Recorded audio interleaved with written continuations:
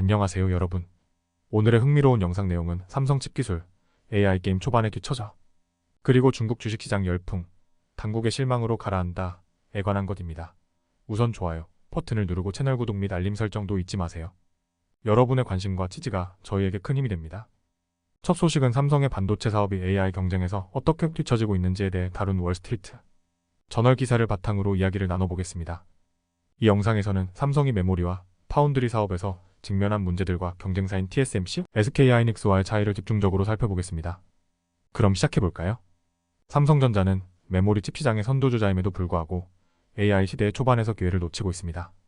특히 고대역폭 메모리 칩 HBM 분야에서 TSMC와 SK하이닉스에게 밀리고 있다는 점이 부각되고 있는데요. SK하이닉스와 마이크론 테크놀로지가 엔비디아의 최신 세대의 메모리 칩을 공급하는 반면 삼성은 아직 품질 기준을 통과하지 못하고 있는 상황입니다. 또한 삼성의 파운드리 사업은 TSMC와의 격차가 더욱 커지고 있습니다. TSMC는 글로벌 시장에서 점유율을 꾸준히 높이고 있으며 삼성이 계획한 파운드리 시설 건설 일정도 지연되고 있는 것으로 알려졌습니다. 이 때문에 퀄컴과 같은 주요 고객과의 거래에서 예상보다 저조한 성과를 보이고 있죠. 삼성의 부회장인 전영현은 최근 회사의 성과에 대해 사과하며 기술력 강화를 약속했습니다. 하지만 이러한 변화가 얼마나 빠르게 진행될지에 대한 의문은 여전히 남아있습니다. 한편 가전제품 사업부에서도 일부 해외 지사에서 인력 감축이 이루어지고 있는데요. 스마트폰 시장의 전반적인 성장 둔화와 함께 삼성의 가전 부문도 어려움을 겪고 있습니다. 하지만 최근 삼성은 주력 스마트폰의 강력한 판매 실적을 발표하면서 미래에 대한 희망도 내비쳤습니다. 이와 같은 상황에서 삼성이 앞으로 어떻게 경쟁사들과의 격차를 좁혀갈지, 그리고 AI 시대에서 어떤 역할을 할 수 있을지 계속 주목할 필요가 있습니다. 다음 소식은 중국 주식시장의 최근 상황을 다룬 월스트리트 저널 기사를 소개해드리겠습니다. 이 기사는 중국의 경제 부양책 기대가 실망으로 변하면서 주식시장이 어떻게 하락했는지를 다루고 있습니다. 그럼 자세히 알아볼까요?